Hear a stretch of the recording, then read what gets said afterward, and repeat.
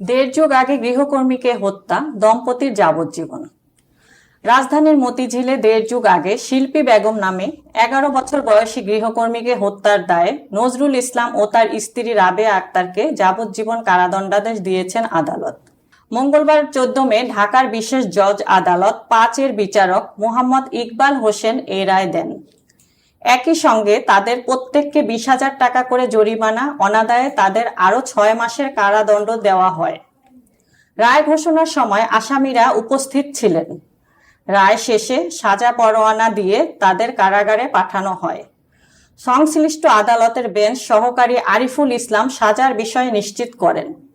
মামলার বিবরণ থেকে জানা গেছে, ভিকটিম শিল্পী বেগম উত্তর কমলাপুর কবি জসিমউদ্দিন রোডে মতিঝিল থানাধীন এলাকায় আসামি নজরুল ইসলামের বাসায় গৃহকর্মীর কাজ করত। 2006 সালের 22 ফেব্রুয়ারি ভিকটিমের মা অজ্ঞাত ফোন কলের মাধ্যমে জানতে পারেন তার মেয়ে গুরুতর অবস্থায় ঢাকা মেডিকেল কলেজ হাসপাতালে ভর্তি রয়েছে।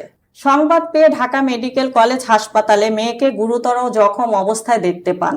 আশেপাশের লোকজনের সঙ্গে কথা বলে তিনি জানতে পারেন আসামিরা ভিকটিমকে ঘরের দরজা আটকিয়ে লোহার রড ও লাঠি দিয়ে মাথায় গুরুতর আঘাত করেন। পরে চিকিৎসাধীন অবস্থায় ঘটনার 3 দিন পর শিল্পী মারা যায়। এই ঘটনায় ভিকটিমের বাবা সিরাজুল ইসলাম মতিঝিল থানায় মামলা দায়ের করেন।